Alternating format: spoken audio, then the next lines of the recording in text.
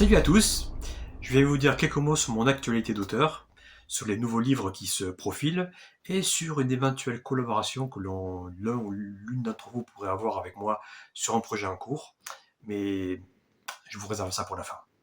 Je dois d'abord vous donner des nouvelles d'un ouvrage que certains d'entre vous attendent depuis des lustres, un spin-off de Myriande qui devait être publié chez Milan et puis non finalement.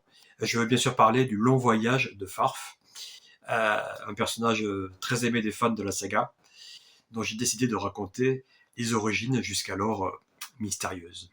Ce que je peux vous dire d'important pour démarrer, c'est que les personnes qui n'ont pas lu la saga Myriande pourront tout à fait lire Le Long Voyage de Farf. L'histoire est totalement indépendante. Ce que je peux vous en dire, c'est que Farf est né des berges de la Grande Mer parmi le peuple des Ying, et qu'en prenant de l'âge, il va réaliser que sa vie fonctionne à l'inverse de tout ce qui l'entoure et qu'il rajeunit au fur et à mesure du temps.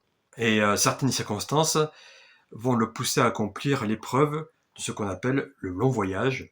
C'est celui auquel chaque Link doit se soumettre afin de prouver sa valeur et gagner à jamais le respect de son peuple. C'est ainsi que, en dépit de son jeune âge et de son manque total d'expérience, Farf va devoir affronter les mille et un dangers qui hantent les terres de Cornovan dans le but de retrouver la trace d'un oiseau sacré et de lui arracher sa corne en guise de trophée de retour. Alors, concernant les nouvelles sur ce roman, je viens d'envoyer le manuscrit à deux nouveaux éditeurs jeunesse, des grands éditeurs, et je vais me laisser jusqu'à la fin de l'année, on va dire début janvier 2025, pour voir si j'ai une réponse positive. Parce que ça fait déjà un moment que l'affaire dure, qu'il n'y a pas de réponse positive. Donc, voilà. La saga Myriande étant sortie en auto-édition, je me dis ceci, si je ne trouve pas d'éditeur pour le long voyage de Farf d'ici le début de l'année prochaine, je vais lancer une campagne de crowdfunding pour financer la réalisation de l'ouvrage, pour pouvoir en disposer pour le printemps et le proposer notamment au Salon du Livre de Montpellier et à d'autres salons auxquels je participerai. Ça, voilà, c'était quelque chose de très important que je voulais vous dire. Soit il y aura l'édition, et là je pourrai l'annoncer quand ce sera sûr, avec un contrat à la clé, pour vous dire c'est bon, ça va être édité chez tel ou tel éditeur. Soit, début d'année prochaine, je vous annonce une opération de crowdfunding pour financer le long voyage de Farf.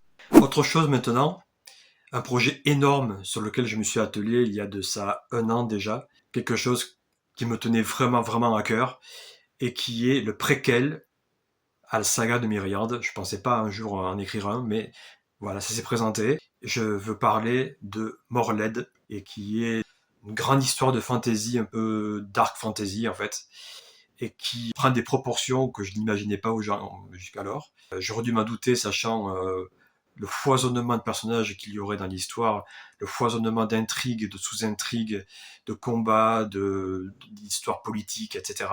C'est devenu quelque chose vraiment d'ahurissant pour moi. Puis c'était très intimidant à écrire aussi. Mais ça a beaucoup avancé. Je suis déjà, en fait, j'en suis à la moitié. Et je me rends compte, après avoir discuté avec des amis auteurs et d'autres personnes, que ça ne pourra pas être seulement un roman, un opus, ça sera au minimum un diptyque. 2 tomes. 2 tomes de Morled, dont je ne connais pas encore pour le coup les sous-titres, mais ça sera un ouvrage trop long, ça ferait un ouvrage de plus de 1000 pages, donc ça paraissait pas possible. Donc j'ai décidé d'en faire un ouvrage en 2 parties. Je suis à une centaine de pages d'atteindre la fin de la première partie, donc du premier tome.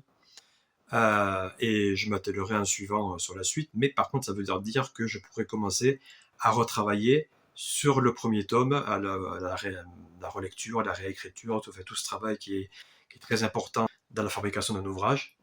Et je voulais vous annoncer quelque chose à ce propos, ce que j'avais dit en tout début de vidéo, c'est que je suis à la recherche d'un bêta ou d'une bêta lectrice. Je préférerais en fait une bêta lectrice dans le sens où moi, jusqu'à preuve du contraire, je suis un homme et que le regard d'une lectrice me serait sans doute plus profitable que le regard d'un lecteur.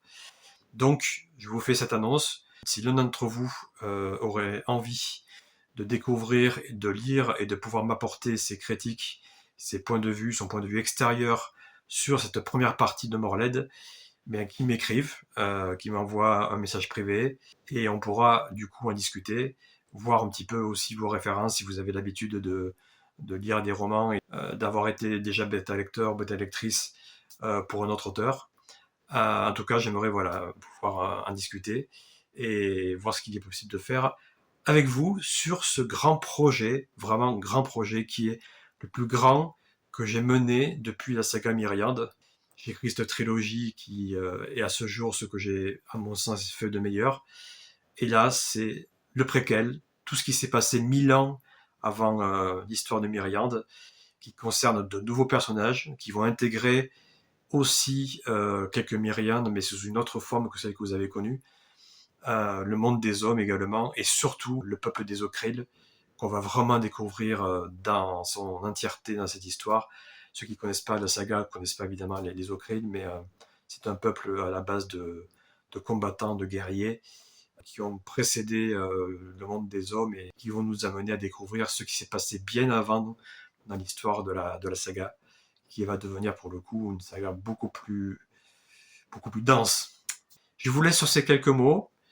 Et j'espère qu'on se retrouvera bientôt pour de nouvelles aventures et de nouvelles choses à vous raconter.